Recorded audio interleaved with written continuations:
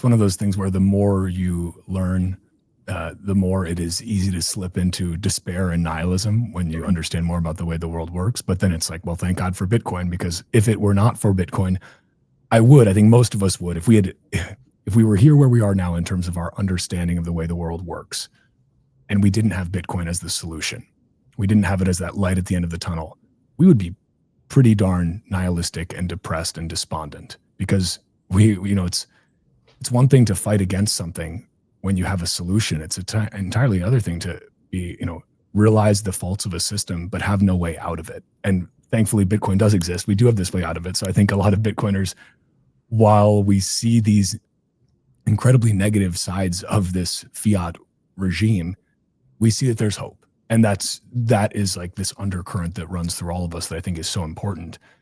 I'm curious too, how difficult was it, or how much did you think about balancing kind of, okay, you want this book to have mass appeal, obviously, right? Your author, the goal is to have as many people read it as possible. But how do you balance that with knowing that, okay, a lot of people turn off a bit when they hear about Bitcoin because they've just been fed so much garbage for so long? Was that a balancing act at all for you, or did you not think about that too much in the actual writing and conceptualization of the book? It was incredibly strategic the way I had it set up. I had varying groups beta read this, right? Like 85% of them were non-Bitcoiners because I wanted to make sure it worked well with people that were outside the Bitcoin ecosystem. And I'm obsessed with Bitcoin, so I have a relatively good perspective on it. But the other 15%, the Bitcoiners that I had read it, were all like, yeah, you should put Bitcoin on the cover. You need to have Bitcoin in the title and all these things. I was like, I understand where you're coming from. I know, like, there's this massive fervorous group of people that want to support it.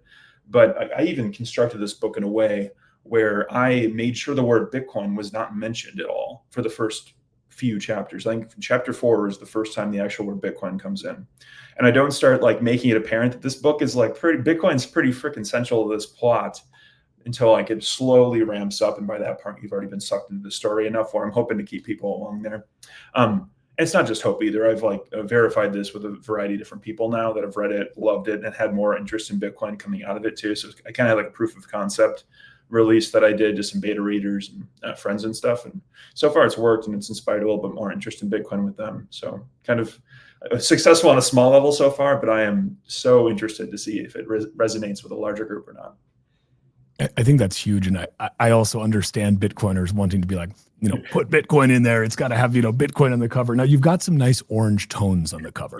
There are some nice orange tones. So to me, I was like, okay, as a Bitcoiner, I know that this is a Bitcoin book, but the rest of the folks may not. But I think that it is important. It's the foot in the door technique, not the door in the face technique, right? Mm-hmm. You want to get in there. You want people to already be hooked on this before you risk turning them off. And it's not necessarily their own faults. Like we said at the beginning, we ourselves ignored Bitcoin for a long time or dismissed it. Most people do. And you can't blame them entirely because they've been fed just a lot of lies about Bitcoin.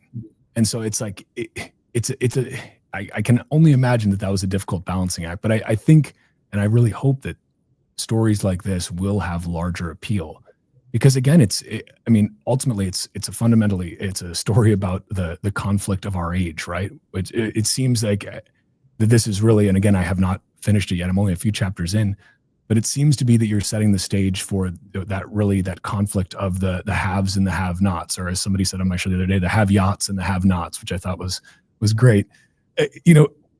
How much did you think about just like that, that class struggle? Because obviously a lot of the neo-Marxists these days, still view it as completely just the class struggle. It's the billionaires versus the rest of us. And if they would just pay their fair share, everything would be fine. We don't have to change anything else. Just give more power to the government, tax the rich more, and everything will work itself out, right? Like, how much do you address that in the story, I guess, for people to look forward to?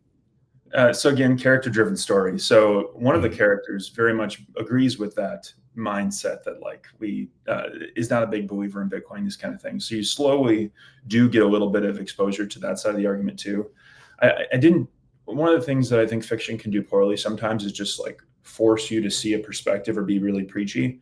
And part of the goal of the book was to expose people to Bitcoin. So I was really walking a fine line through the entire thing, not being too preachy about these ideas.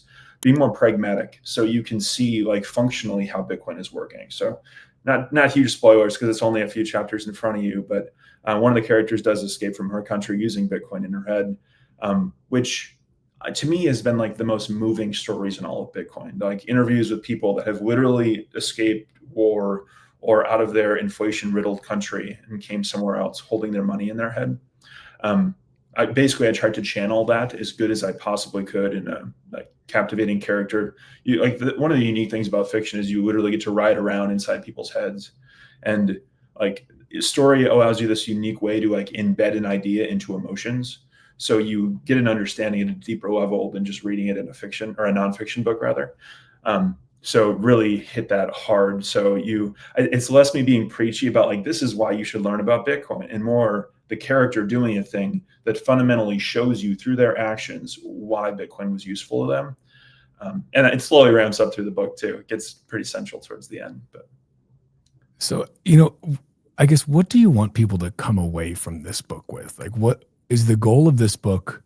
I would assume to tell a great story first and foremost, but from the Bitcoin side, from the cultural side, what do you hope people, when they turn that last page and they read those last words, what do you hope they feel? Hope, without question. That's like, it definitely ends on an optimistic note, like minor spoiler, but yeah, hope and how positively this network could impact America or any country. But it's just like, this is the country that I grew up, the country that I love. I wanted to use those themes throughout the novel, but it's an inherently hopeful message at the end. Even though characters differ from that quite a lot. Some characters spiral more through the story, become less optimistic. There's a lot of conflict and violence. That theme continues on throughout for sure, but it definitely ends on an optimistic note. And I hope the people that are getting more new exposure to Bitcoin just leave it with more interest than they started with. Do you, how technical do you get in terms of, as a part of your storytelling, how technical is the Bitcoin lore that's in there, let's say? Starts extremely non-technical because again, you want to optimize for getting people in the door, optimize for getting them through as much at the beginning and like engrossed in the story as possible, and slowly ramps up throughout to the point where like Bitcoin and how Bitcoin works and some of its properties are fundamental to the way the story ends in its final scenes. So like, I really don't want to spoil that bit. No. Yeah. It's tough. It's tough with this, I don't want to force you into any spoilers, but I'm, just always curious, like how deep it gets. So let's say it's not daunting at first for folks. Yep. And I couldn't write a book that's not like about Bitcoin interesting to me, right? Like I did write this with the idea that like my wife's reading group could go and read this thing and enjoy it the whole way through. But it's also just like what I wanted to exist, right? Like you have to be a little bit selfish in that regard.